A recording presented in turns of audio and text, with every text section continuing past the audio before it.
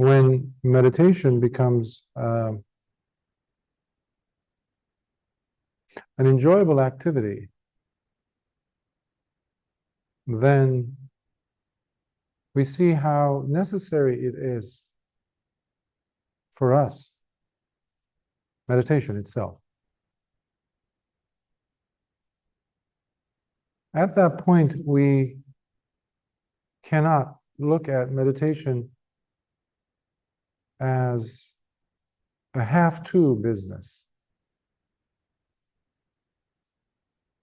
or to prove our willpower that yes, I can do this, I can finish this course, I can sit for that 1 hour, I can do this. Simply a matter of will, determination. Of course, determination is a big part of the practice, but if you've been listening to any of the things that I've been talking about, you see it all as being parts of a bigger whole, which includes self-love, forgiveness, kindness to yourself, finding the goodness in you,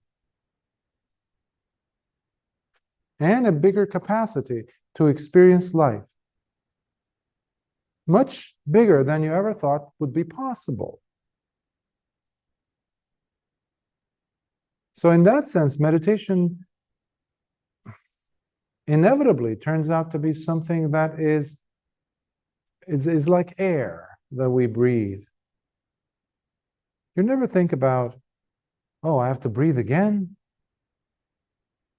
There's one comedian, one of his skits, Stephen Wright, I think his name is, he speaks as if he just woke up, even if you catch him in the middle of the day. And I used to find him very funny back in the day. I haven't listened to him in a long time, but one of his jokes is, I'm so tired, I'm so exhausted. And then he answers himself. He says, I've been breathing all day. I've been breathing all day. We never think about breath like that. But for some reason, when we get to this very crucial part of self-recognition, self-identification in this sense of identifying who you really are, not in the normal way when we say self-identification. In other words, this instrument, this wonderful mechanism that Lord Buddha passed on to us, the Dhamma, specifically the Samadhi portion of it, the meditation portion of it, suddenly we see how integral it is for us to really live a meaningful life, a happy life. You cannot have a meaningful life without happiness. And happiness is not something that is waiting for you over there, in the next station over there, but you have to drive. You have to strive to get to be happy. Unfortunately, that is what the world has taught us. It's all about performance. Unfortunately, many of us bring that performance mode of functioning to the cushion. That's why it's no surprise when sometimes you overhear other meditators in other retreats.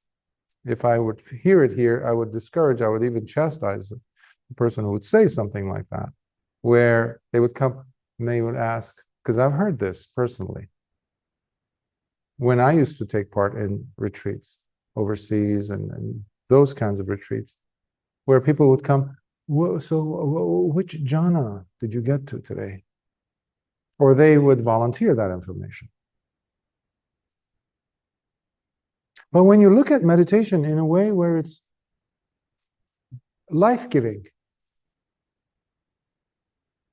more life-giving than your food, the most favorite dish that you like, then it becomes a beautiful relationship. If you love someone, you don't think,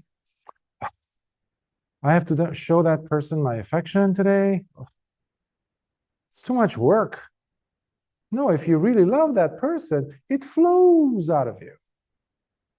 The gardenia, when it gives away its perfume, its fragrance, it doesn't think, these people, these birds, these insects, these I have to keep giving this. No, it's part of the gardenia. It's part of the rose. So meditation, if we look at it in that form, in that way, we see that it is closer to us than our last name, or your first name, for that matter. So there's this playfulness that needs to be introduced again and again and again, because the mind is used to thinking in performance. Did I do well? Did I really do well today? Then I deserve to be happy. I'm wondering who is behind that voice. Is it mom? I know in my case it was mom or a few teachers. You don't have the right to be happy unless you've done your homework. You don't get to watch cartoons until you've done all your vocabulary, until you've done all your math problems. Okay. You have to eat your vegetables before you get to, okay. Performance. So it starts early. It's not something just kicks in when you're in the workplace, when you're earning a living. It starts early. So we need to deprogram ourselves from that mindset. And that's what it means when I encourage you to look into your own inner goodness. Even if you can keep one single precept one day, that's enough encouragement so that you can add one more day and maybe add one more precept. So please don't shoot yourself down. Think of Venerable Angulimala that we discussed today. He had killed so many people. There are some villages who don't even have 999 people, you know. He killed that many. And then he makes a full 180 turn with realization, though. He even becomes an arhat. So that is a wonderful episode of the history of Dhamma and what this Dhamma can do for each and every one of us. So think outside the performance box. So today I would like to discuss, it was one sutta, but they're so juicy, they're so beautiful, they're so good that I couldn't help but also include another sutta. Fortunately, it's not that long, but the sutta is, they both are very close to each other in number, and they are both from the same Nikaya, and specifically the Samyutta Nikaya. The first one that we'll be going over is Bhūmija Sutta, and it is from the Nidana Samyutta. Samyutta means the connected. Samyutta Nikaya means the connected discourses, or linked, sometimes they're called. And Nidana means the origination, causation. What are the factors that bring this thing about? What are the things that cause this to arise? Nidana. And we have a sutta in the Digha Nikaya. It's called Mahanidana Sutta. It's a vast sutta, which I recently translated. It's a beautiful sutta on causations, but it cannot be done in one day. So you need several sessions for that to cover it properly. So this one is the Samyutta Nikaya 12.25, SN 12.25. Again, this is already on the website, mindreleased.com, so you have the PDF version of it. The Bhūmija Sutta, which translates as to Bhūmija, the Venerable Bhūmija. So here we're going to, and then the next one will be Cetanā Sutta.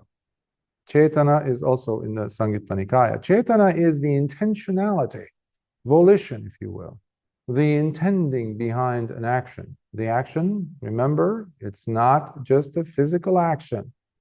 In the Dhamma, Lord Buddha clarified for us 2,600 years ago that the most important action is the mental action. He proved Mahavira wrong again and again and again. at the time. He was a contemporary of his. The Jains that insist to this day that the physical action is more important than the mental action, which is a big mistake, because the physical action, before it turns physical or even verbal, it starts as a mental thought. That's where it starts, and that's where it can end. So you can see the power of the mind. But today's sutta, so we have them also in the sense that the kamma or kammic effect or the action, how can it be involved in the perpetuation of the person from life to life, meaning re-becoming, for the person to be reborn again. How could this take place? And in the absence of what can it stop? These are not very long suttas, but they're very deep. So it helps to, even if you're not taking notes, you can go ahead and sit in meditation to allow the words of the sutta to kind of take, to allow it to go deeper. How's that? In the mind. Because sometimes if not always, the cognitive part of the brain, specifically the PFC, prefrontal cortex, the executive part of the brain that dictates, logic and yes, no to this and that, that can get in the way of your intuitive understanding, which, as I was describing yesterday, it is the way of the heart. Remember those 50,000 neurons in the heart? They have a totally different language than the neurons, billions of neurons in the brain. The heart is powerful. And unless we understand the language of the heart, we cannot taste Nibbana. That's where the softness must come in. That's where the appreciation of goodness in you comes in. And it's not a one-time thing. You must do this again and again as necessary in your sits. When you become harsh, when you become rigid with yourself, unforgiving with yourself and others. And that's why a smile is always a wonderful thing to shake you into reality. So, Bhūmija Sutta, SN 12.25, to Bhūmija. One evening, while the Blessed One was living in the city of Savatthi, the Venerable Bhūmija came out of his afternoon meditation and went to see the Venerable Sariputta. After exchanging friendly greetings with the Venerable Sariputta, and once their cordial talk was over, the Venerable Bhūmija sat down at one side and said to the Venerable Sariputta, "Friend Sariputta, there are some recluses and Brahmins, proponents of kamma, who teach that pleasure and pain are both produced by oneself.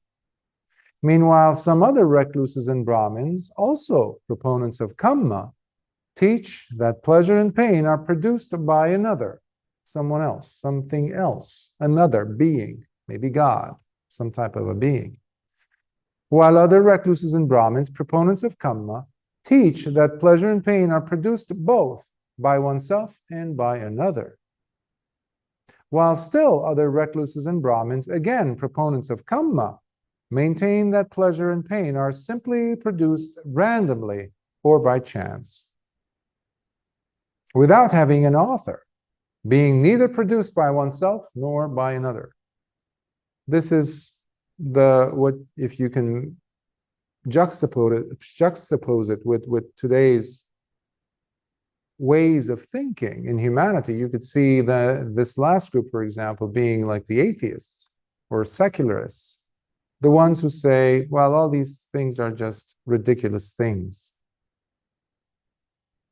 Kamma, results of kamma, rebirth, whether there could be a life after this, consequences to actions. If you do good, okay, that's wonderful, but if you do bad and you get away with it, you get away with it. That's what the leaders of countries, the bankers in the world, the corporations, all these big, secret or cabals or things that are the real power behind whom we think run the world, they believe no one is going to catch them. They're untouchable. They really are untouchable when governments and legal systems are concerned. Absolutely. No one can touch them. No one can doubt that. But they're missing one very important rule of the universe. Kamma will get you. No matter, there's no way of hiding. But they've believed this. They surround themselves with similar-minded people. And you have philosophers today who advocate this, so they feel comfortable. They look around, no one is coming after them. It's impossible for anyone to touch them, despite all the criminality that they commit and have been committing for hundreds of years. So of course you start thinking that I'm untouchable. But too bad they're buddies when they're dying. They can't send a fax. They can't send an email back to them saying, oh, fix your ways. There is hell. There is terrible hell waiting for us. So the Dhamma has a lot to teach, especially that crowd of today. But so the reason why I'm bringing and drawing similarities is for us to see the relevancy of the Dhamma today. Sometimes people think that, this is just, there are teachers, secular Buddhist teachers, who are saying, rebirth, Kamma, this is very cultural. This is something that was added, and Lord Buddha, in his wisdom, could not have said some things like this. Complete idiocy, these people are talking. But they have a big, big following in the world. So by reading these suttas, you can connect back to, well, you can simply change the outfits and the time period, but the thinking is the same. Nothing has changed. That's what I'm trying to say. Now, friend, this is the second portion of the question. So he set out the ground for his question to follow. Now, friend Sariputta, what is the Blessed One's position on this? How does he teach or explain this regarding the Kamma? If we are to be asked on this is Venerable Sariputta responding. If we are to be asked on this, how should our answer be? If we are to speak, no, excuse me, this is Venerable Bhūmija, I apologize, it's still continuing. If we are to speak and be properly reflecting what has been said by the Blessed One himself, so that we do not misrepresent him with what is untrue. Thus, how should we explain this matter according to the Dhamma, in a manner where there could not be any possibility for us to be criticized, or to give anyone the possibility or the grounds to rebuke or chastise us on this?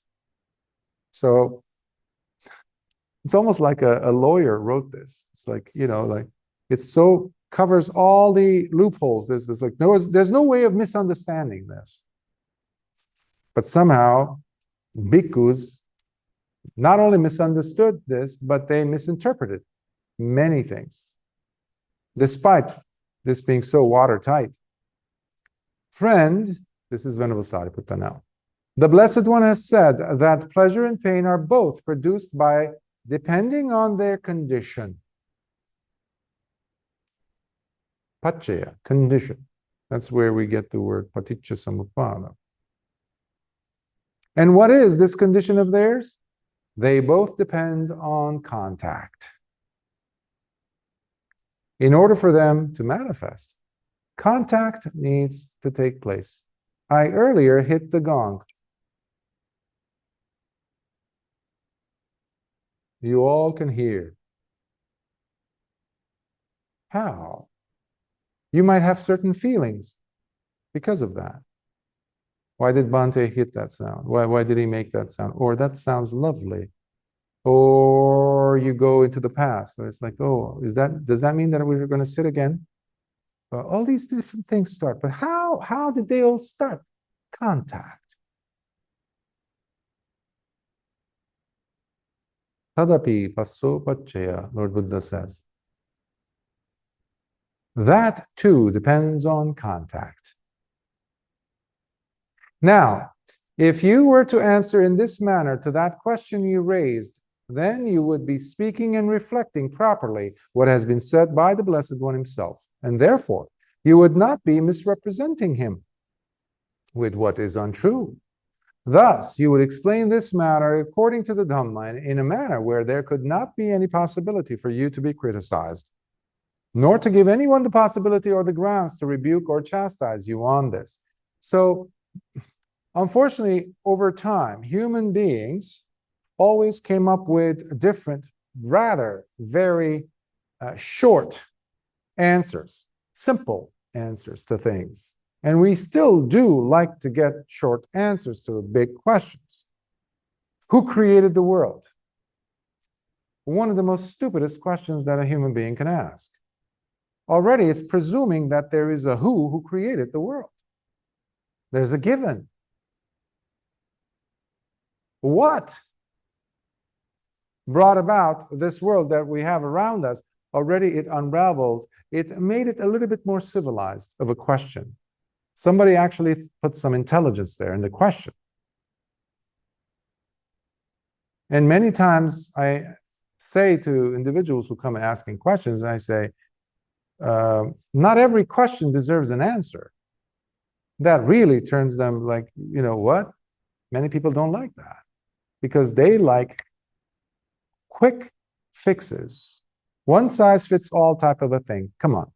God created, okay, we go with God. All right. Until some intelligent person comes up and says, okay, if we use that logic, who created God? Okay, now we're in a dilemma. So I have to come up with some reason to pull myself out of this mess I put myself in. So you see, Venerable Sariputta just in a very concise way, pretty much explained the nidana, the causation as to what brings these things about. It's just a matter of pleasure and pain. Okay, how? Many people say, oh, why this painful thing happened to me? It only happens to me. Well, why does God punish me? Some God, some evil spirit, something. We forget our part in it. The conditions that we ourselves have created and are creating, even in the perpetuation of a thinking that says, why is this happening to me? Nobody complains about gravity until they jump out of a 10-story building and hit the ground. Well, did I have anything to do with that? If I had jumped out into a pool that is deep, I might not have broken my legs or my neck. Conditions have changed. It's all a matter of conditions. And we play a big part in it, of course. Now, friend, as it relates to those recluses and Brahmins, proponents of Kamma, who teach that pleasure and pain, so he's repeating the preliminary portion of the question. So all these people are both produced by oneself, and those that other recluses and Brahmins who think that they are produced by another, or others who teach that pleasure and pain are produced by both oneself and by another, while still other recluses and Brahmins, again proponents of Kamma, maintain that pleasure and pain are simply produced randomly or by chance. Some people have this chaos theory, right? It's a big theory in physics. Or randomness. And then they discover something, and all of a sudden, they now have to wrap their minds around it. The physicists, astrophysicists, theoretical physicists, they have to make sense of two atoms functioning identically in different parts of the universe. This has been proven. Einstein even called it spooky. He called it. It's legitimately, it's in the books, physics. What is that? Sometimes they call it entanglement. Two atoms, two subatomic particles, behaving exactly. You pick this one and you put it in one room, and you put the other one in a different part of the world. You tell one atom, or you subject it to certain behavioral you expose it to certain influences, On the other side of the world, that other atom that is totally supposed to be completely far away, clueless of what the other one's doing, behaves exactly at the same time, not a millisecond later. Chaos. How is that possible? So, the answer to all of these cases is the same. That also is conditioned by contact. That's what Lord Buddha said. Tadapi passo paccaya. That also, and that drives a philosopher crazy, by the way. When you organize all your theories and your hypotheses and you bring it over and you're coming to debates, and you see this in the Digha Nikaya. And Lord Buddha listens, and then he says only one very short sentence. Tadapi passo paccaya. That also is dependent on contact. Next. That was what happened, what was happening. Therefore, friend, as it relates to those recluses and Brahmins, proponents of Kamma, who teach that pleasure and pain are both produced by oneself, and those other recluses and Brahmins who teach that pleasure and pain are produced by another, while other recluses and Brahmins, also proponents of Kamma, who teach that pleasure and pain are produced by both oneself and by another, while still others maintain that pleasure and pain are simply produced randomly or by chance, without having an author, being neither produced by oneself nor by another. In each and all of these cases, the answer is the same. It is simply impossible that any one of these recluses or Brahmins could have any experience without first there being contact. Contact was made for them to even have a thought. Yesterday, when we were talking on the whiteboard about consciousness, the things that make up the five aggregates, Pancha Upadana Khanda, right? The five grabbing aggregates in that case. Well, we talked about the vijnana, right? The six vijnanas, the six consciousnesses. You have the eye, you have visible forms. Perfectly functioning eye, the brain that perceives it, the whole thing is the chakku, the eye. The visible object is the thing to be seen. Well, when these two come together in an atmosphere where there's light, so it's visible, there is eye consciousness, chakku vijnana. So when you have these two, there's contact because of the consciousness that showed up. It's not a third thing. It's just the result of these two coming together. So now, because of these three, you have contact. But we sometimes stop when it comes to the mind. We don't think that thoughts themselves are the results of contact. That's why the sixth consciousness in the Dhamma happens to be the mind, mano vijnana. It's an organ in that sense, just like the eye is an organ in that sense.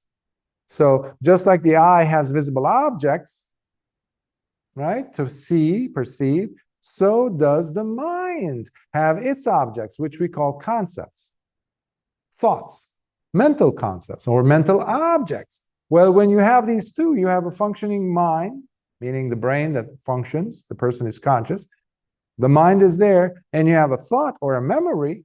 We were talking about mental associations yesterday. Because of these two coming together, you have mano vijnana. So, if the person is formulating a hypothesis, an idea, a conclusion, even that, he says, is based on contact. Meanwhile, the Venerable Ananda heard this conversation that was taking place between the Venerable Sariputta and the Venerable Bhūmija. After he left, he went and approached the Blessed One, and once having paid homage to him, the Venerable Ananda sat down at one side and recounted to the Blessed One the entire conversation that took place between the Venerable Sariputta and the Venerable Bhūmija. And the Blessed One said, "Very good, Ananda, very good. Anyone answering correctly such a question would answer it just as Sariputta has done." What a compliment to get from the teacher. And that's one of the reasons why Venerable Sariputta was seen as only second to the Buddha. when it came to wisdom. That's how wise he was. That's why he's called the general or the general marshal of the Dhamma. For I have declared, Ananda, that pleasure and pain are both produced by depending on their condition. And what is this condition of theirs? They both depend on contact in order for them to manifest. Right now, you're hearing my voice. But imagine there is a sound that's coming from outside in the courtyard. Your attention is going to be disrupted. Maybe some of you will turn behind and just turn around and look behind you to see what was the source of that sound. So if we rephrase that statement, we will say the source of that contact that was made because of you having heard that voice, that sound. And if anyone were to answer in this manner to that question being raised, then they would be speaking and reflecting properly what has been said by me, and therefore they would not be misrepresenting me with what is untrue. Thus, they would explain this matter according to the Dhamma and in a manner where there could not be any possibility for them to be criticized, nor to give anyone the possibility or the grounds to rebuke or chastise them on this. We sometimes forget, and traditionally, I don't know why, but many times when we read suttas, we extract them from their contextual situations or contextual reality. The scenarios that brought these suttas, these discourses about. You have many places in the suttas where you have one or more bhikkhus who are going about teaching the Dhamma to this village, that place, this, there, who were misrepresenting Lord Buddha's teaching, misrepresenting him. See, it's a lot more cute. It's very easy. It's simple when you go ahead and say, there's a soul, there's a God, there's a Mahatma somewhere over there, Mahatman, and there's an Atman here. So people can go, oh yeah, because I can think. So yes, there is a person, there is an independence here. People can resonate with that. Any culture you go to. That's why you have the concept of God pretty much everywhere, because it doesn't take too much imagination. It doesn't take rather too much intelligence to pierce through that delusion. It takes a scientifically thinking mind, one that says, wait a minute, let's look at all these conditions.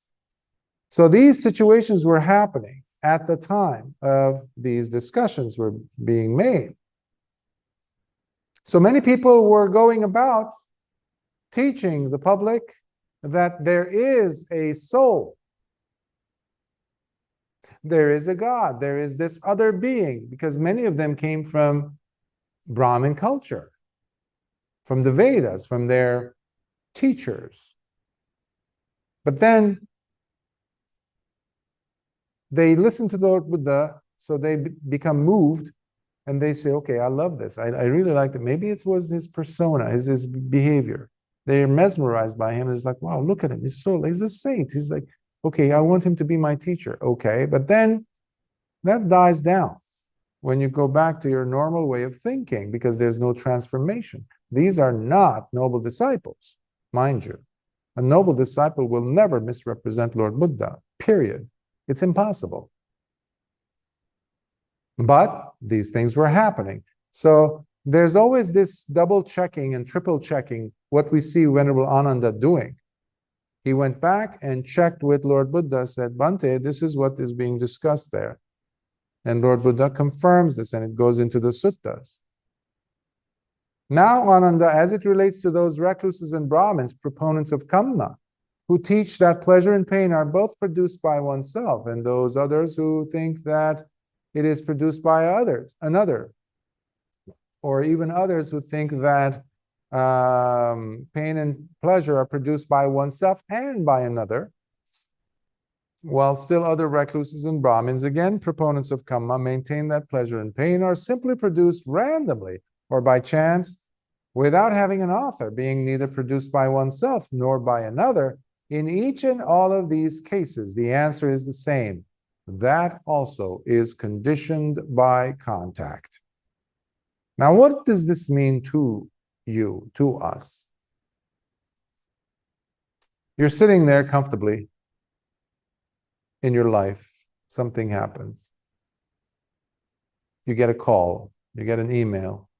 It ruins you, ruins your day. It ruins that moment of bliss. Was it really the person who was on the phone, who was writing that nasty email, who is the author of your pain now? Is it really that person? Or is it the electricity, the power that gave your computer, or the battery charge that gave your phone the ability, or the Wi-Fi, or the satellite that was providing you the linkage so that you can pick up that email or that phone call? Or your eyes? Was it your eye? Which eye? Both eyes? Who were looking and reading the email, and you saw all those nasty things that this person had written? What was it that really could be the author of you feeling miserable now? It might be endless, the list of conditions, right? What did Lord Buddha just say? That also is dependent, conditioned by contact. So it all starts with contact. So when you do this, you just dissected your so-called reality into its actual component parts.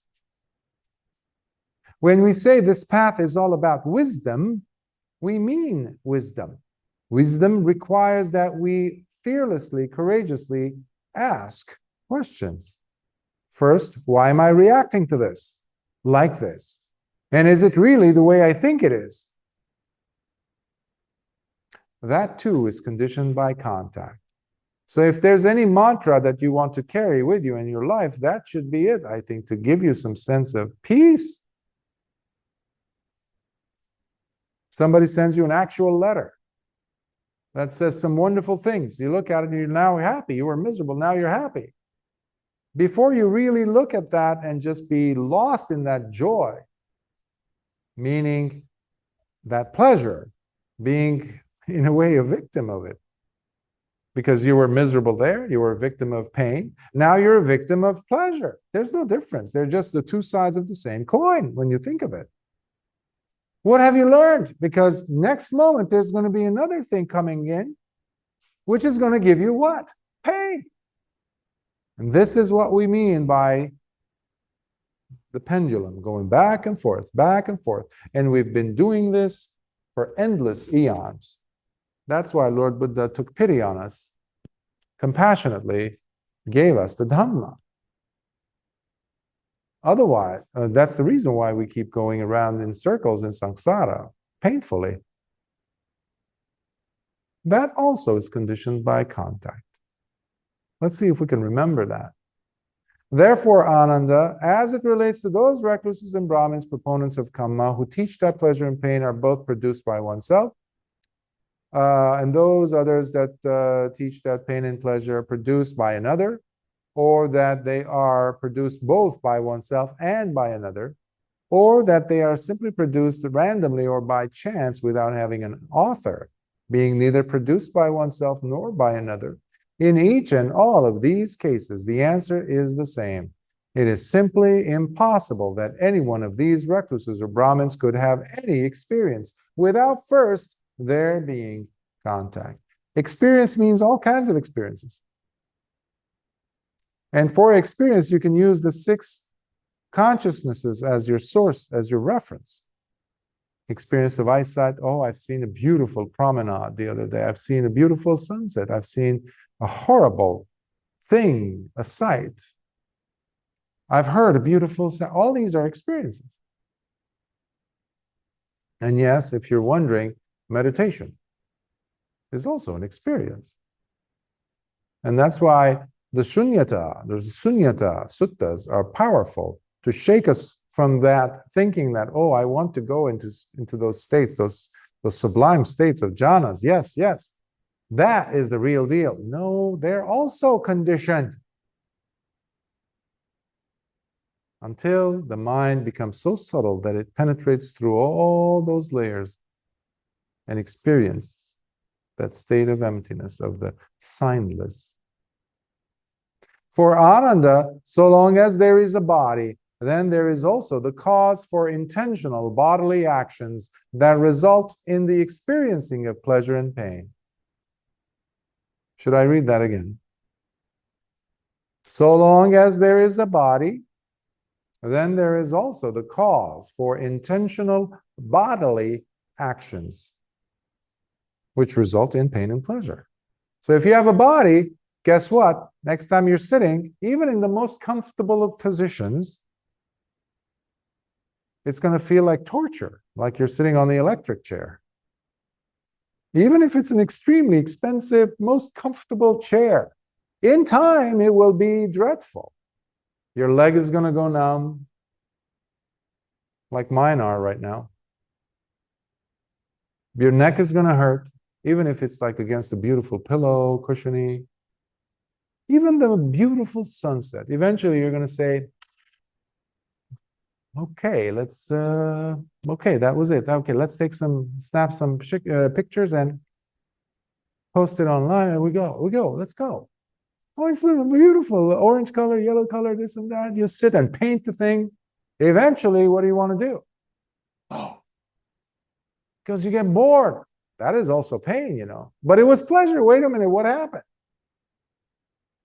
You see the conditionality of things. So long as there is a body, there will be the intentional actions that result because of it. At the very least, you need to get up. What is that? That's intentional action that tells you that now is the time to get up. I have to go to the bathroom. You need to apply some Cetana to get up and go there instead of the closet, for example. So long as there is speech, then there is also the cause for intentional verbal actions that result in the experiencing of pleasure or pain. Speech. And this is in connection especially to the Vachisankara I was mentioning yesterday, the preparations we have with subvocal speech. We prepare before speech becomes audible, heard, out of the mouth, out of the lips. We have been saying those words in our head, preparing them with the intentional thoughts. That is Vachisankara. It starts there. So long as there is speech, it's going to come out. And no, it doesn't necessarily have to do only with the tongue and the mouth and the teeth. You could also express speech through writing, you know, or even expression. Think of it in those terms. Just don't think of it in a limited way. And so long as there is a mind, then there is also the cause for intentional mental actions that result in the experiencing of pleasure and pain. And this is key for meditation practice. Eventually, when you go deeper and deeper, and when you're doing true vipassana, you'll start, thanks to the upekkha that and softness and tranquility and samadhi that is happening, you start seeing the tiny little fluctuations, that the agitations that are the result of you preferring one experience, mental experience, over another. And this is where it can become very gross. And when you poke and poke, if you're a teacher and you poke and poke with questions, the student finally says, yeah, but how come those lovely moments are not happening again, Bhante? The joyful, jhanic things, the sukha, how come I don't feel the sukha? It's just boring. What is that? What are they trying to say? Now this is painful, Bhante. It was pleasurable over there when I was experiencing that much tranquility, for example.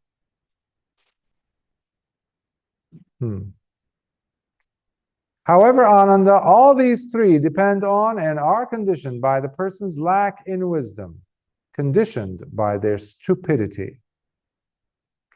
I don't like to use the word ignorance anymore because it's too soft. It's just ignorance. What are you going to do? But stupidity gives the foolish, the stupid person some accountability, you know. It's not a passive thing. There is an authorship. When a person chooses to do something again and again, we can't just call that delusion, like moha. Moha is much more active. It's not like I say, it's not like being in the passenger seat. This is real. The person must choose to be in avidya, to keep doing the same stupid thing. Hence the stupidity. Even foolish is like, it's kind of soft in the English. But when you say stupid, people get offended. Because many people would think avidya is something to do, like it's very civilized. It's like, yeah, it's ignorance. No, it's dirty because it's keeping you in the mud of ignorance, of being a putujjana, rather than an Arya Savaka. Why? Well, because you're not happy, truly happy. Because the person has decided to not experience genuine sukha, genuine adukha, meaning the opposite of dukkha. And that only happens because of wisdom, of understanding. But the person says, no, it's okay, it's okay. I'll go and do my course, I'll do my retreat, and I'm out and I'm going partying. I've had people who said, yeah, Bhante, I appreciate you. I really like what you're saying. I like the Dhamma, but I have a problem with some of these precepts. I'm young, let me go out and have fun. Especially when I've been in Europe, I've had this again and again. I'm young, Bhante. I want to go and make mistakes. I had one woman saying that. What? Make mistakes? I want to make mistakes, Bhante. What do you call that? Yes. In flying colors. But the person has to realize themselves. I can't keep calling them stupid. It's just a, it's there. So it's not just a lack in wisdom. It is the contribution of the person to willfully stay in that stupidity.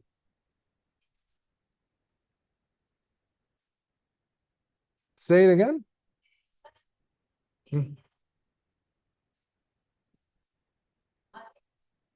Are they also to blame? Usually, by the way, I leave the questions at the end of the sutta so that the sutta doesn't get interrupted, but I'll make an exception now, only this time. But either way, the person is not happy, either externally or internally. Usually when the person is saying, I'm going to go ahead and make mistakes, Bhante, what they're saying is, I am hoping that I will come across only pleasure. But the problem is, as they are drinking and driving and feeling that excitement, and there's people in the car with them, so they're drunk driving, or even if there's nobody in the car with them, when they go ahead and veer off the road and kill these children who were going to buy ice cream, or this family, or nobody they kill outside the car, but they kill everyone inside the car, including themselves. Is that an external pain or not? Is it only external or not? Was it an external joy or not? So you see the conditionality. There are so many consequences taking place because of the lack of wisdom. But the person is not stopping to ask. So there isn't the maturity on part of the person. They are so short-sighted. They have some friends, perhaps, bad influences maybe, we can call that. They're not thinking beyond. So many people like to write fast motorcycles. I met many of them. And you can understand the excitement, the high they get when you go very, very fast. Again, the wind against your face, this and that, and it gives you a sense of control, but a lack of control at the same time. It kicks your adrenaline into high gear. It's flowing. That's why they do base jumping, many people. Okay. Is that something that you can continue doing? Chances are one day you're going to hit a wall, literally. There ends your journey in this life, your opportunity of a human birth. So there goes this promise of a joy or pleasure that you thought, the person thought, that they were going to get, because they thought the precepts were holding them back, because they never gave the precepts a chance. Because when you are really keeping the precepts, you are not only protecting yourself and others, but you're also giving yourself a true sense of joy. How? Because there's no remorse in you. I haven't gone and stolen that thing. I haven't killed those children. Oh, I'm so glad I didn't go and drink and drive. That makes the person feel at ease. Now your sit is going to go deep. You're going to feel sukha.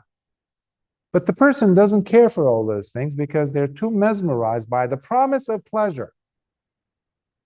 But they're contributing to that themselves, both externally and internally, because of what their narrative is.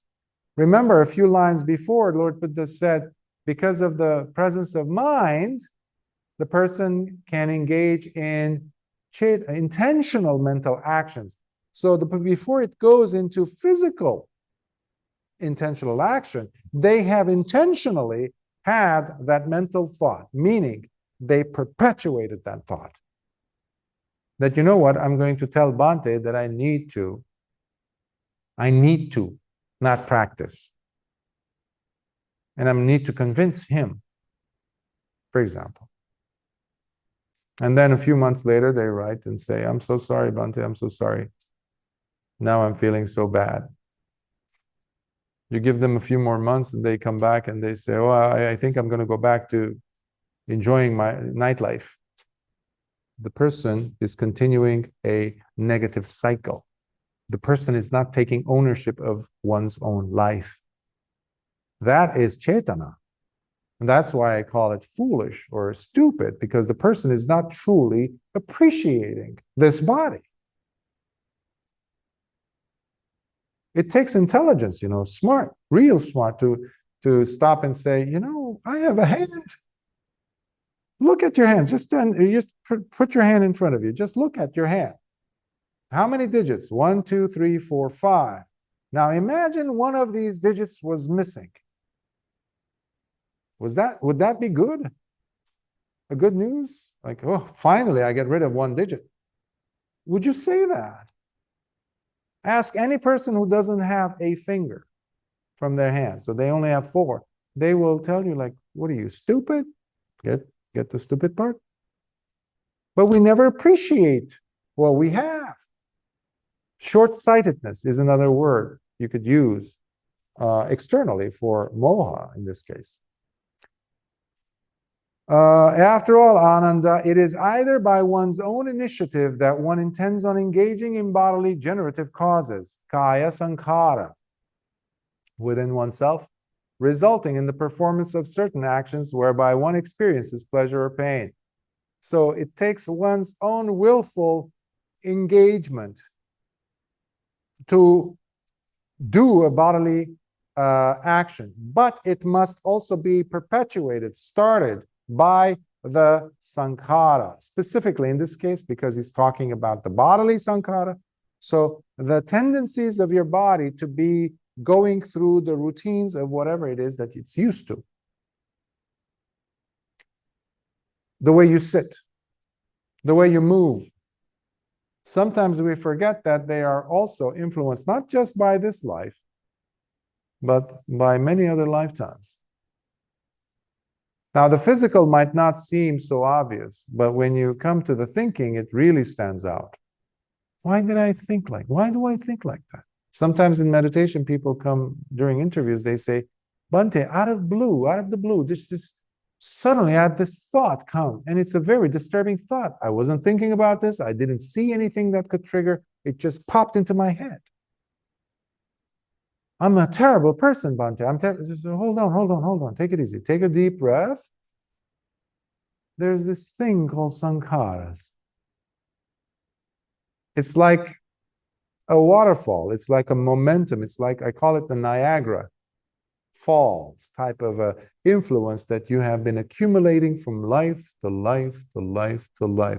And you add with this life as well, or you can put a stop to it in this life by the tendencies. That's why we call them. In this case, it's still sankharas. You can either translate them as formations. They don't do anything for me, that word, formations. Generative causes, I can relate to, I can understand. Habitual tendencies, I can appreciate, I can understand, because it will dictate often in a mind that is not aware, that doesn't have sati, to make you do things intentionally, even unintentionally. Even unintentional, just like the person who came and said, Bhante, I don't know where did that come from? Like, why did I think that?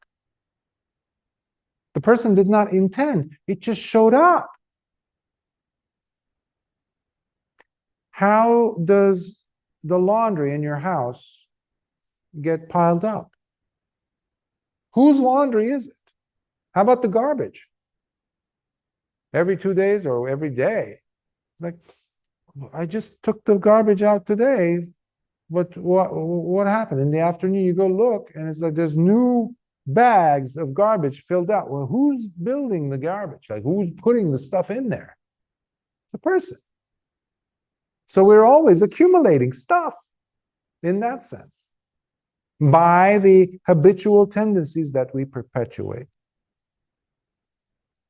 And that's why we keep performing certain actions. In this case, physical actions. That's why Lord Buddha calls it kaya sankhara. Or ananda, it is through the influence and instigation of others that one fosters certain bodily generative causes within oneself, resulting in the performance of actions whereby one experiences pleasure or pain. Earlier I was, excuse me, I was mentioning about peer pressure.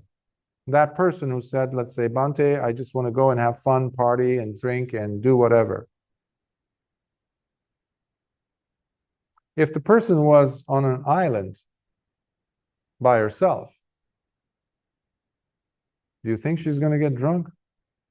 It's going to be very difficult because she doesn't have the influences that she does have now. She wouldn't want to, perhaps. That's going to be probably the last thing. In our home, growing up when we were teenagers, neither of my parents used to drink. But my uncles and cousins, they were much older than us. Whenever they came, or guests, we had this, I think it's called the lazy boy, not a lazy boy, but a butler type. It's like a cart with wheels. It's like fancy, made of wood and things. And they used to put like alcohol. I don't know if they do it. So we had that in the corner of the house. None of my siblings or I would ever think of going there. Oh, let's drink. Mom and dad are not here. They're not looking, so let's drink. Nowadays, especially in the States or in Europe probably also,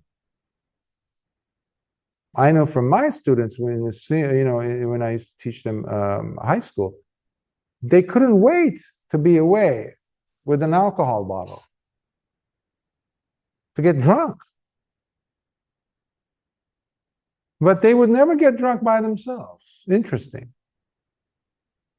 They couldn't wait for, let's say, prom night or grad night or formal dance night, something like. There's always something that they can come up with to get drunk and to misbehave. But today you have, as adults, what is it? Girls' night out, or Friday night, or what is it? Happy hour, right? People go and drink.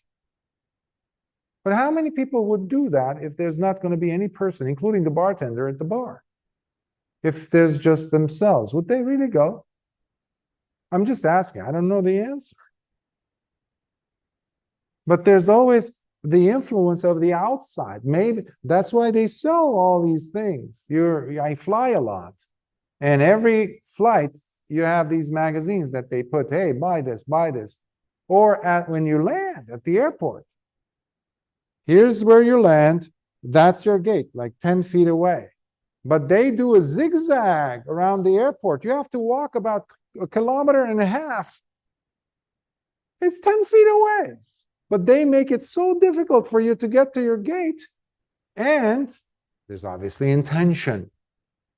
Here's an example of someone else poking in tweed, like a tweezer, pulling at you and relying on your old tendencies to want to go and buy duty-free alcohol. And I would see these people of all different ages, senior citizens, younger couples, people carrying these bags of alcohol. I would look at them as if they just won the lottery or they just got a prize, or as if it was given to them for free. Huge bottles of alcohol. I was like foolish, stupid, much? That's what it is. But someone else is also, so we're living in a society that is so cunning. And that's the propaganda that started in the West by, what was his name? It was Freud's nephew. Yeah, it was Freud's nephew living in the US. Fred, I think his name was. There is fortunately a BBC documentary on him. He is the father of everything that you see that is convincing you of buying something. He's the one who came up with the whole idea of you must get the person to be emotionally attached to the object that you want to sell. He's the one who got women to smoke in the 20s and 30s. He's the one who was behind starting malls, malls that you go to around the world. He's the one who started that.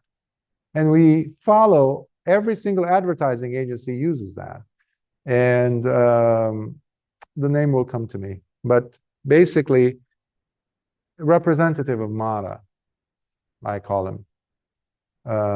So outside conditions influencing. Or Ananda, deliberately and with full conscious awareness, one fosters certain bodily generative causes, again, kaya sankara, within oneself, resulting in the performance of certain actions whereby one experiences pleasure or pain. So this is done by oneself with conscious awareness. If you go to court and someone has killed someone, they say, were you conscious of your decision? Because if you say yes, then the penalty will be more severe because the person was conscious. He willfully did that. So it's not like it was under the power of somebody else, somebody pointing the gun at him. I want you to do this. This one was done by oneself, pure and simple. Or Ananda, by not being aware or while even unconscious, one fosters certain bodily generative causes within oneself, resulting in the performance of certain actions whereby one experiences pleasure or pain. This, for many people, is bad news, because many of us think that if I'm unconscious, well, this is being done, so it shouldn't be like an issue. Now, when I say unconscious, in this case, we don't mean necessarily while you were asleep. Please make that note. Unconscious in the sense that you did not have sati. Okay? You were lost in your thoughts and something happened. And by accident, that word slipped out of your tongue. Now you are going to face the consequences of that. Okay? So one way of thinking about this is, imagine there's a fire alarm in this building right now. A person who says, I'm loving, I'm this and that, let's say a teacher who's supposed to teach you metta, this and that, and there's a fire outside, and there's 100 people here, children, old people, people who have a difficulty walking, and I run straight to the door or run over people, children, men and women, to get myself out of this building.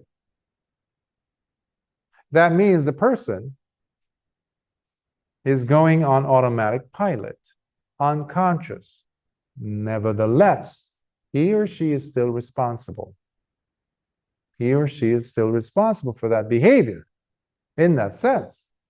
Because how could you be calling yourself a teacher of metta and you just like suddenly you freak out? Where's your sati? What happened? Poof, gone. Based on situations. So that's why sati has to be impeccable in you. So it doesn't take a time out, because you're constantly using sati to carve yourself a better character. What? I'm sorry? Person, yes, to become a decent human being. Similarly, Ananda. So what you saw, that was for the Kaya Sankhara. Now, obviously, because there's 3 Sankharas, 3 categories, now we're going to go to the Vachi Sankhara, the voice. Earlier I was saying about subvocal speech. Similarly, Ananda, it is either by one's own initiative that one intends on engaging in verbal generative causes, Vachi Sankhara, within oneself, resulting in the performance of certain actions whereby one experiences pleasure or pain. One's own initiative. So that's why you cannot take precepts for someone else. You can't.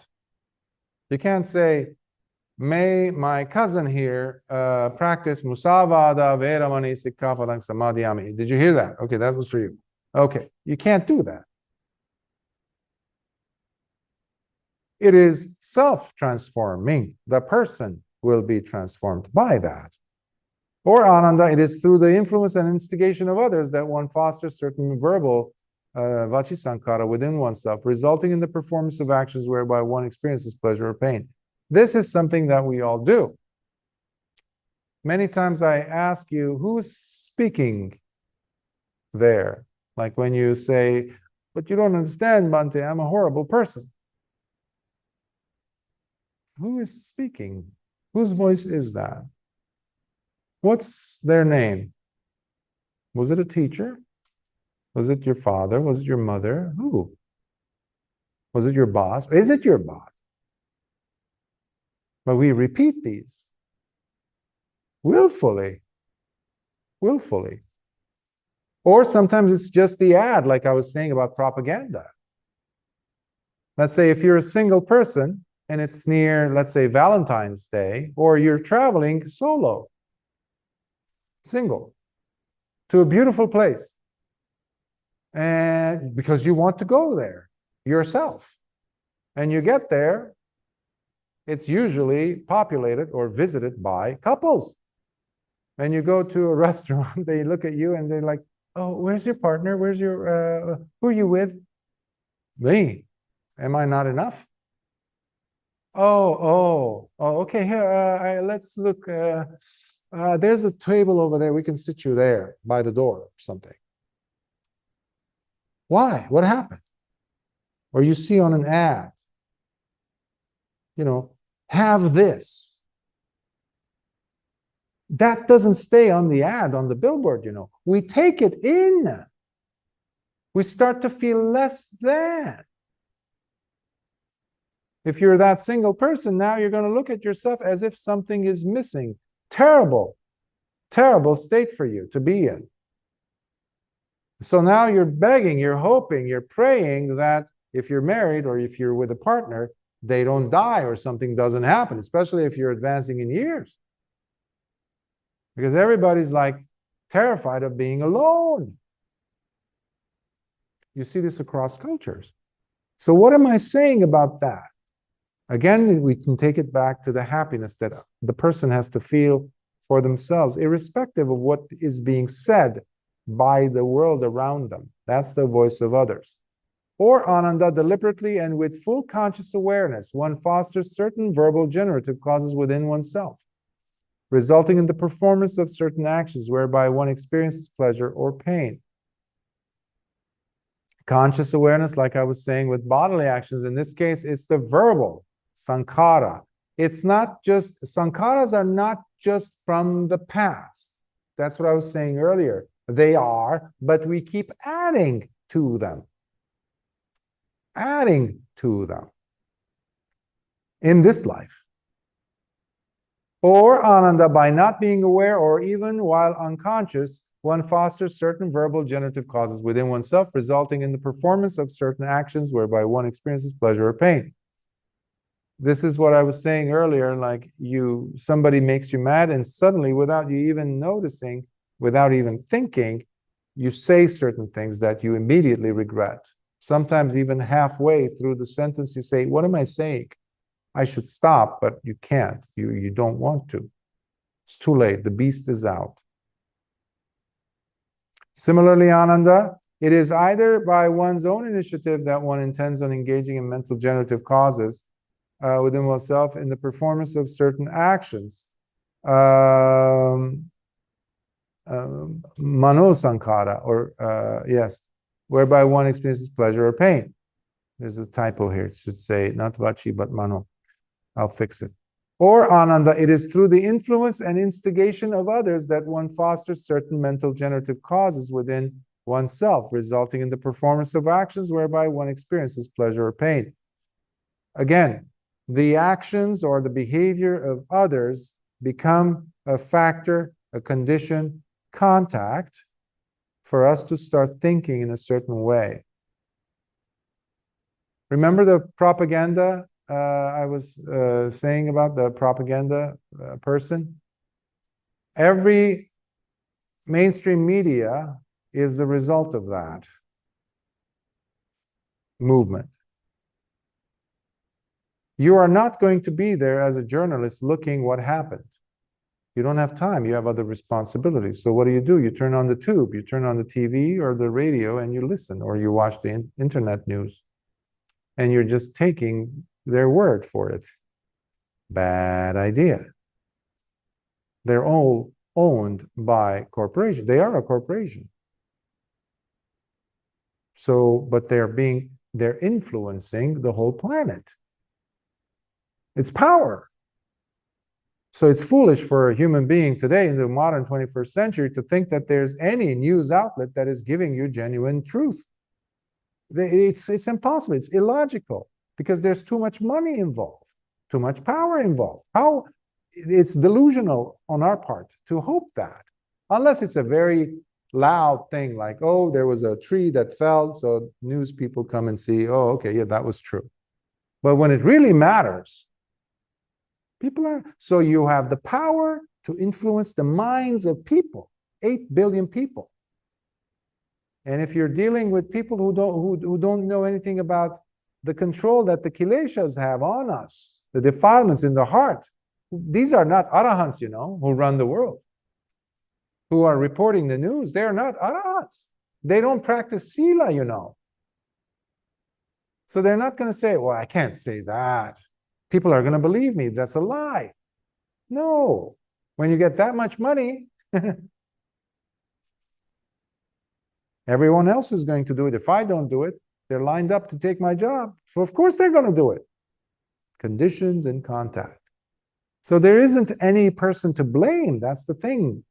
When you really study the Dhamma, you see, Lord Buddha says, it's really the person and their kamma. The person's kamma is their only inheritance. And the errors and the defilements of someone else will never take you to hell. Neither will your own defilements take someone else to hell. It's mine. I am responsible. Or Ananda, deliberately and with full conscious awareness, one fosters certain mental generative causes within oneself, resulting in the performance of certain actions. So conscious awareness. Every time you're making a conscious choice with awareness to sit that extra minute, you're expanding. You're actually generating wholesome kamma, even while you're sitting there. People don't understand that. You want to purify your mind and get a hold on your kammic baggage. The best option you have in your hand is purify your mind now. That is going to change things for you, including the negative kamma that is waiting for you right outside the door. The moment you step out, bad kamma that's about to fall on your head.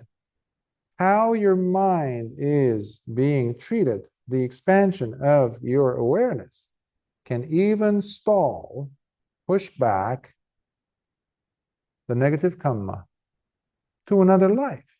That is also a big possibility. Earlier, I was talking in the whiteboard section, we were talking about Venerable Angulimala. The kamma that he produced by killing the 999 people did not come falling on his head in that lifetime, you know. Him meeting Lord Buddha, him making a deliberate, intentional action to turn his back on that lifestyle, allowed his mind to open up and become a sotapanna. That already, it's like a droplet of bleach in an oily water. When you're washing dishes, you drop a detergent, a strong detergent, suddenly the oiliness just clears. The oil goes to the edges, right? When the person has jnana dassana, experience of seeing the Dhamma for the first time, the Dhamma eye, that even disrupts the flow of kamma, as the case was with him. And that's why Lord Buddha urged him to strive until he became an arahant. Okay, now even if any of those kammic residues came at him, he's okay. He just has to bear the pain until the end of that life, and that was it. So they didn't come crashing. So you can change by choice with the purity that you're creating in the mind and have an impact on the kammic flow that's coming in. Or Ananda, by not being aware or while even unconscious, one fosters certain mental generative causes within oneself, resulting in the performance of certain actions whereby one experiences pleasure or pain. Sati is the cure, in case you were wondering. For all of these, sati is the cure. Therefore, Ananda, stupidity is to be found as the common factor within all these states. However, Ananda, when stupidity fades away and completely ends without a trace, with effort, by the way, then there will be no more a body as such that serves as a condition for the experiencing of pleasure and pain. Similarly, there will be no more speech as such that serves as a condition for the experiencing of pleasure and pain. Also, there will be no more a mind as such that serves as a condition for the experiencing of pleasure and pain. Thus, Ananda, for such a person, there is no bedrock, no range, no site, nor any kind of foundation left to serve as a condition for the possibility of pleasure or pain to ever rise again. Sadhu, sadhu, sadhu. Think of pleasure and pain like the two ends of this string. We jump like a monkey from one to the other. Because we live on this planet as human beings at this time period, the chances of having more painful experiences is far greater. So what do? Why do we jump? Well, we jump because we want the opposite of the painful experience. But meanwhile, the big show is happening in between these two ends. When there is neutral feeling, when there are situations that are neither pleasurable nor painful. They're just there. They're just there. Do you feel the surface of your knee right now as it touches your clothing or just the air? Would you call it painful Or would you call it pleasurable? Nah, it's neither. That's the majority of the human experience. However, us having the monkey mind, what do? No, life is all about going after pleasure. You have to suck the juice of life. You have to do this. You have to enjoy this, my father used to say. Pleasure. Are you crazy? What do you want to become a monk for? For 25 years, he refused to give me his permission to become a bhikkhu. Because he didn't know. He thought that pleasure was being a layman and enjoying youthfulness and just in that. And fortunately, he did give me permission before he died. But there's so much joy and happiness when you stop running from one end to the other. So I want to jump quickly to the other because Cetanā Sutta, it's fortunately shorter sutta, but they beautifully go hand in hand. And because today is the last day of your retreat here, so I wanted to, give you a treat, I guess. It's a wonderful sutta that I have not covered, I believe. Yeah, I haven't. This one is the Cetanā Sutta, and it's from the Samyutta Nikaya, again, 12. In this case, 12.38. This one is, again, from the Nidana Samyutta, from the causation, same, because that one was 12.25. So this one I translated as intentionality. This is also uploaded. I uploaded this yesterday, I think, on the website. While the Blessed One was staying at the city of Savat, he addressed the bhikkhus by saying, "Bhikkhus, whatever one intends and whatever one determines, and whatever one has an underlying tendency for in his heart, that very thing is the mental basis for supporting and maintaining consciousness." Remember, earlier I was talking about the continuation of life. But what is it that continues on? What is it that drags us? Underlying tendencies. Anusaya. It could be fear. What's your tendency, usually? What is the main motif of your thinking, your life, or your feeling? Are you a blamer? Do you like to blame others? Do you like to be happy most of the time? Do you celebrate life? Do you think that the universe is out to get you? All these are examples of different motifs, different anusayas. We have to get rid of them if you don't want to come back. We'll see why. And when there is the mental basis, this means there is also sufficient support for the establishing of consciousness. You have this drive, whatever it is, the anusaya, the tendency, that becomes the substrate, like the stable, for consciousness to show up. And that's why we're trying to get rid of the anusayas. We're trying to understand first what's going on and relinquish them. You understand the fear and you say, why am I always afraid? Why am I always accusing others of my own unhappiness? Why am I trying to prove myself right all the time against the world? Why? And when consciousness is established and is thus allowed to grow, then this means that there definitely is a future renewed existence. See, if you have consciousness and you have namarupa, meaning the baby, the fetus, the embryo is there, and you have consciousness, sorry, you have another birth. And I was describing this last week, I think, maybe here too. As Buddhists, we are not afraid of death. We are afraid of birth. Because birth, if you have it, brings every other miserable thing with it that we're afraid of. So it's not death that we should be afraid of. It's birth.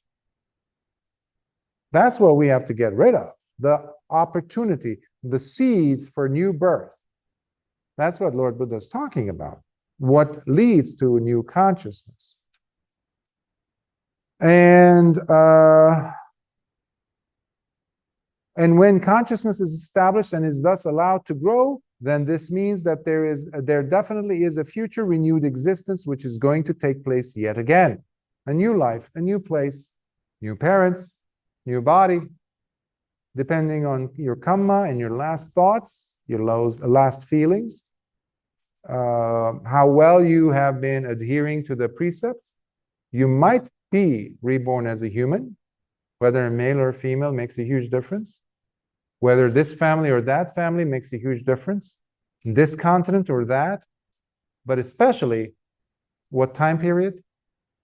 Because you might be born at a time period in a place where if you had been born one day later or 10 years later or 100 years later, it's a hugely different scenario. You know this from siblings, from your own family members. A brother or sister who was born at a time when the family was more affluent, let's say, or you had resources, or you lived in a different house.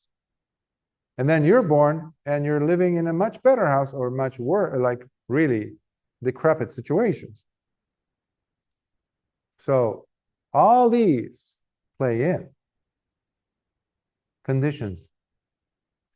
And when there is the production of future renewed existence, then there definitely is future birth, along with aging, illness, and death, grieving, wailing, distress, torment, depression, and anguish to follow. The whole package. This, therefore, is how the entire mass of suffering starts. Once the birth of the person has taken place, it's too late. It's too late. The person has to go through that. And if they live long enough, they will see all of this. At least get sick once. And if, because one does not intend nor determines, yet one still has underlying tendencies in his heart, those again become the mental basis for supporting and maintaining consciousness. Even if you're not aware of it, but the underlying tendencies are there, the anusayas, that also can drag you and maintain a new consciousness. And when there is the mental basis, this means there is also sufficient support for the establishing of consciousness. What I hear is being said again and again is the role that we have on our lives, the level of control that we can have on our lives. The Dhamma is the only teaching out there that does this, that does provide us with this. It gives you back the decency of being a human being who has authorship of one's own life. You cannot give the authorship of your life to someone else, other beings somewhere over there who controls things. You see through these suttas that Lord Buddha does not leave room for that. Not because he's making this up, he's just revealed, he's understanding this and he's saying this is the natural law. Dhamma is that. Causes and conditions. But because if one does, I'm abridging, I'm selecting sections from this sutta because I'm really, my throat is failing, so, but I think I can finish. But because if one does not intend, nor determines, and has no underlying tendency left in his heart, then there is no mental basis for supporting and maintaining consciousness. Even intending, it's too much sometimes, especially when you're experiencing upekkha in your meditation. There are times where even intending to get up is like, oh. Or a thought, you can get to a state where even a thought becomes so cumbersome, so much work to think a thought. You get tired of it, not lazy. You think of it as like, this is a sacred space I have now. Who cares about having a thought?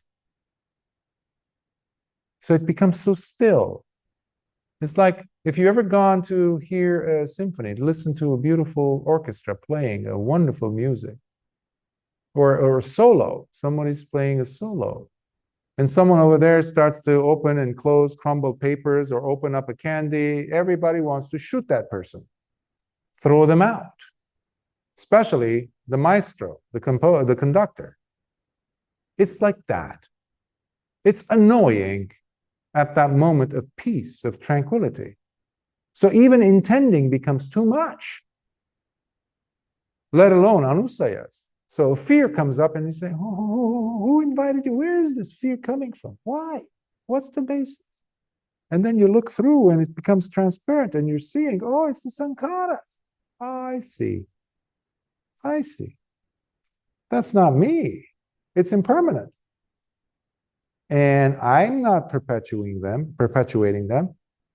I'm not running away from them either. That also keeps the fear going, by the way. It fuels it. But I can look at it and say, listen, I don't know where you're coming from, but you're part of me. I know I must have actually perpetuated the situation in the past somehow. I don't know the date, the details, but I'm no longer there anymore. I'm done. I like this peace. Suddenly, it's like that friend who keeps wanting to call you so that you go out and destroy things and have fun in life. You stop picking up the phone. What happens to that friendship, so-called friendship? The wind blows them away, just like this.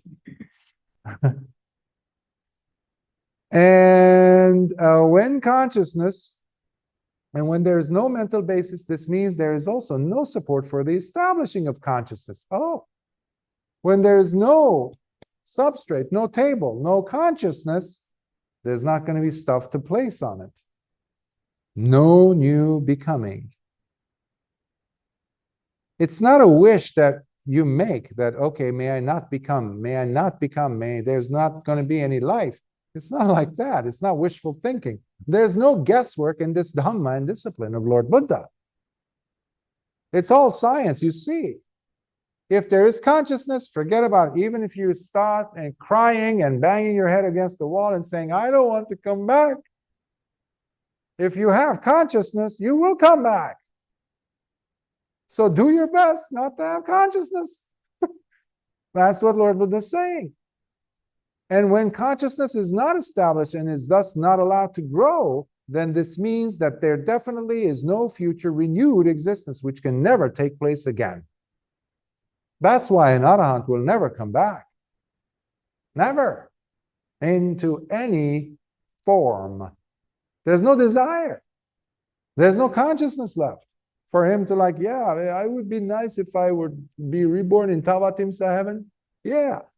He's done because he knows that that's also pain. All these wonderful pleasures waiting for the person. It's like, oh, are you kidding me? It's too much. It's too much. I don't need that.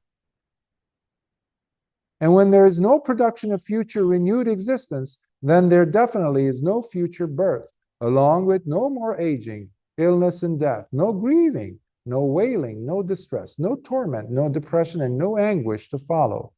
This, therefore, is how the entire mass of suffering comes to a complete end. Sadhu, sadhu, sadhu.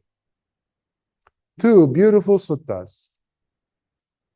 Very poignant. Anybody who has questions about a future life, what happens, how, the basic nuts and bolts of it, here it is. Questions. I don't know how many hours it's been. But I'll post that one and then I'll post this once this is up. Any thoughts, questions, comments?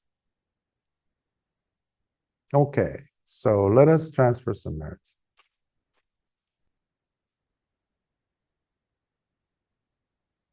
Akasatha chabumata devanagamahiddhika punyantang anumoditva chirang rakhantu lokasasanam. Akasatha chabumata devanagamahiddhika punyantang anumoditva chirang rakhantu desanam.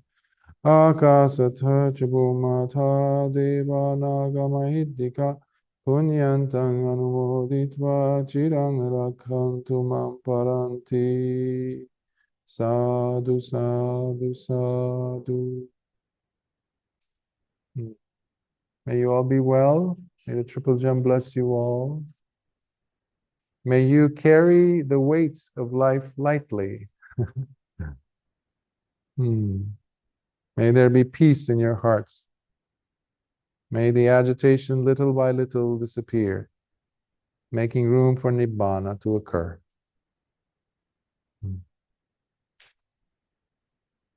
Sukhiyot.